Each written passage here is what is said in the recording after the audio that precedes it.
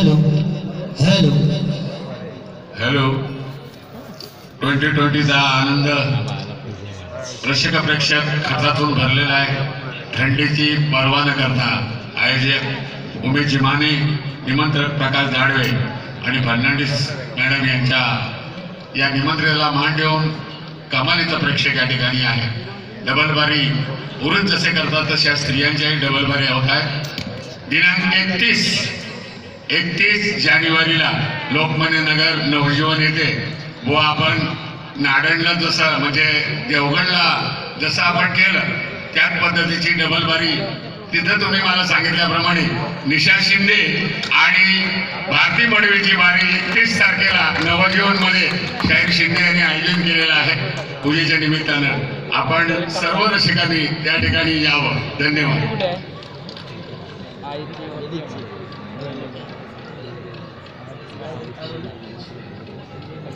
Hello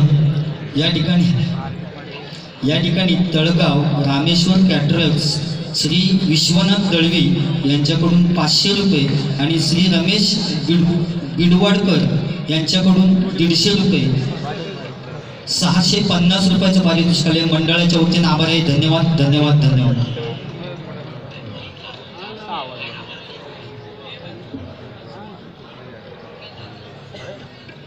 hello hello hello बुवाच्या माईकचा जरा base कमी करा. हॅलो हॅलो बेस एकदम कमी करा. Hello hello hello hello hello hello sharp करा. हॅलो शार्प करा. शार्प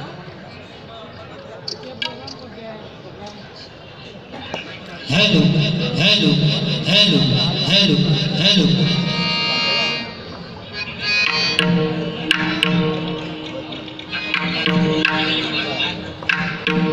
पप्पांच्या आउटपुट पहिला आउटपुट द्या.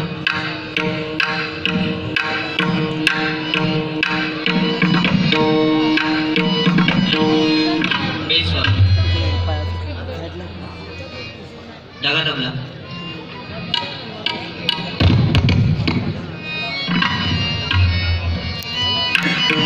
या ठिकाणी गोंडू सावंत बुवा यांनी आपला रूपाचा ध्यानाचा अभंग आपल्या समोर सादर केलेला आहे.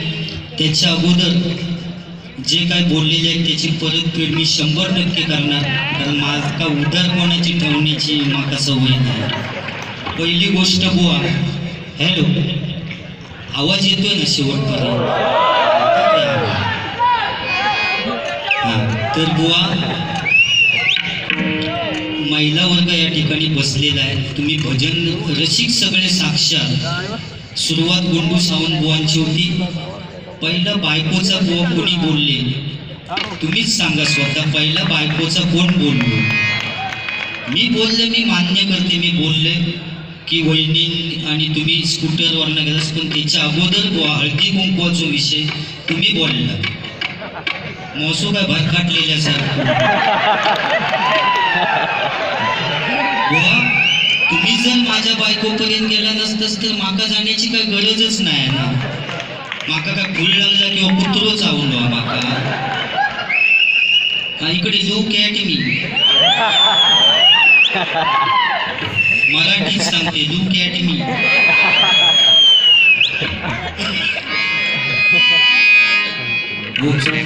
या ठिकाणी नंदू या ठिकाणी भजन प्रेमी. आता समाधान झालं. या ठिकाणी आलेले त्यांचे मी माझ्या श्री महादेश्वर प्रासादिक भजन मंडळाच्या वतीने आभार मानतो. कधी लागेल रे वेड्या तुलाही गोडिया भंगाची. शॉर्टकट मध्ये घ्यायचं म्हणजे जी काय भजनाची गोडी आहे ती एकट्या का माका आहे. जे आमचे उमेशजी माने साहेब आहेत त्यांनी जो माका हय आणला नाही तो घोटी आणि खेळवा घालला नाही. हो भजन करू किलो गुंडू सावंत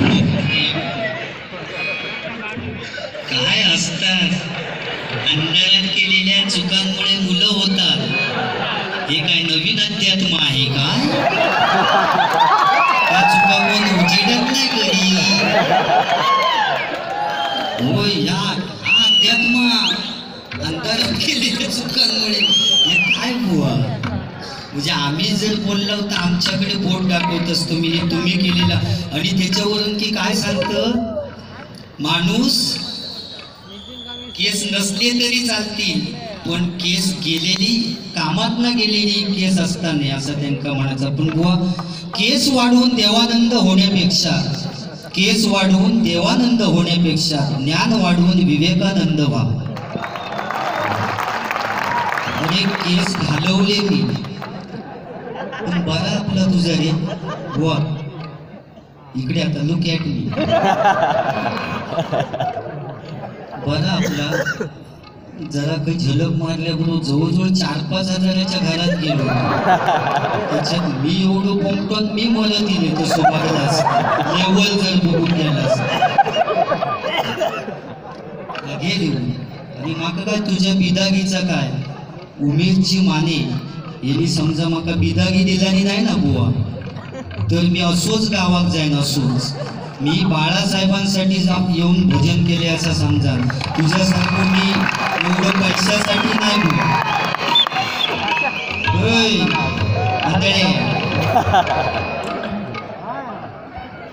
रागवायचं नाही. आता थोडं भजन रसिकांका समजलं असं, थोडा चिडायचं नाही तर नाकार पाय देईन मी सांग. होय, आता तुम्ही जर तो हळदी कुंकवाचा विषय बोलला नसतंच तर माका काय सांग, पेट्रोल पंपापर्यंत मी गेले नसते त्या भागाने. त्याच्यानंतर केसांचं बुवा तुम्ही माझ्या टाकल्याबद्दल तुमका बघा काळी थोडीशी पुन्हा दिसत असत. परवाच्या दिवशी माझी विरार मनवेल पाड्यामध्ये बारी झाली आणि त्या ठिकाणी कॅशिओ वाजवायला सांगितला. बुवा, मुंबईत येऊन सुद्धा मी रक्त काढू शकते, ही हिंमत फक्त मराठी माणसाला. लक्षात ठेव. इकडे बोल, तू सुक्या पावडे थोडी मार. काय करी याड लागलं आवडलं त्या परश्यासारखं सुक्या पावडे थोडी मार, फोडून घे. आणि काय बाईनो बाजूचं हलवता. चांगली चुटकी त्याचा सगळा सांगणार आहे. अंधारात केलेल्या चुका बिका सगळा घेतले मी. 7-12 येऊ काय काढलं, काय टेन्शन.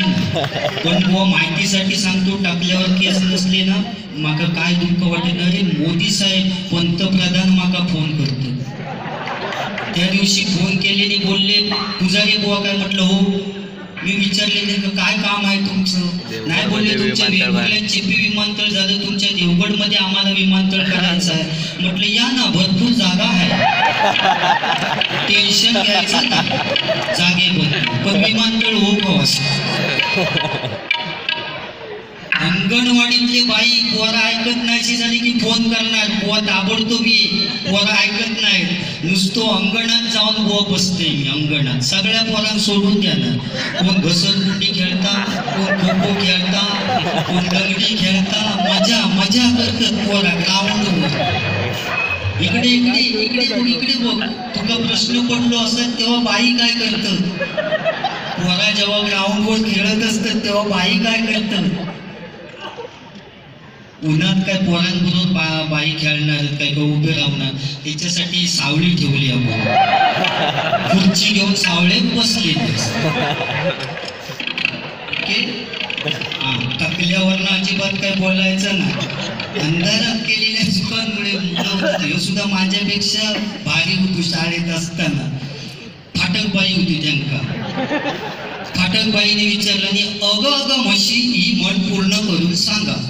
विजय उड बघूया, सांग बघूया. अगं म्हशी म्हण पूर्ण करून सांग. बुवा उठलो आणि त्या फाटकबाईने डायरेक्ट सांगता, अगं म्हशी रेडा नसताना तू गाभण कशी. बाईच्या डोक्यात हात लावला नंतर काय बुवा येऊ.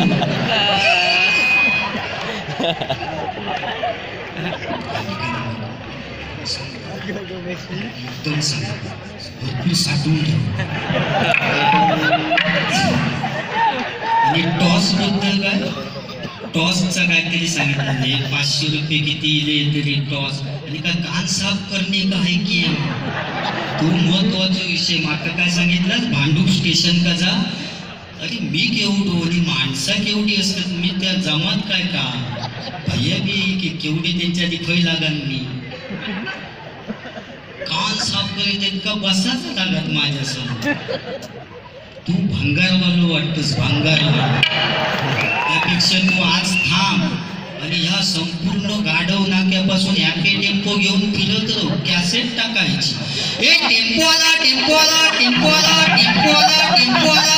ए कले कले कले प्लास्टिकच्या भांड्याला कले लावून दे, साध्या बाळ्या पोटून मिळतील. ए लसूण घ्या, लसूण घ्या, लसूण घ्या. बटाटे नको, थंडीचे सुरकुते पडलेले कोण घेऊन जा.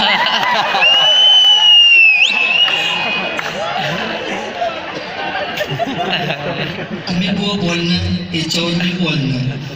त्याच्यानंतर आणखी काहीतरी बाईंचं, शेवटच्या बेंचवर बसायचे. बाईंनी फळ्यावर लिहिलानी आणि सांगितलं, विजय उठ, तू शेवटच्या बेंचवर बसतोस, मी जे काय लिहिलंय फळ्यावरती तुला दिसतं का. हे उठलेली बाईंका सांगतात, बाईनू वरचा तेवढा दिसता, खालचा तर काय दिसता. अरे दिसत नाही तर मग पुढे बघ. डोक्यात फिरला तुझा होय. आणि सगळ्यात विषारी प्राणी माणूस, या काय सगळ्यांना माहिती आहे बुवा. एकदा सापाने बेडकाला असा अर्धवट खाल्लेला. बेडकाचा तोंडाकडचा भाग बाहेरच्या बाजूला, सापान मागून त्याका बेडका खालेलो. इतक्यात काय बुवा गंमत झाली, बेडकाच्या तोंडावर एक माशी येऊन बसली आणि बेडकाने एवढी मोठी लांब जीभ काढली ती माशी खाण्यासाठी.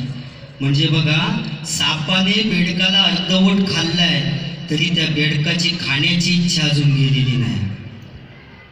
म्हणजे त्याका अर्धवट खालेलो तरी त्याची खावची आपली तीच अवस्था बुवा.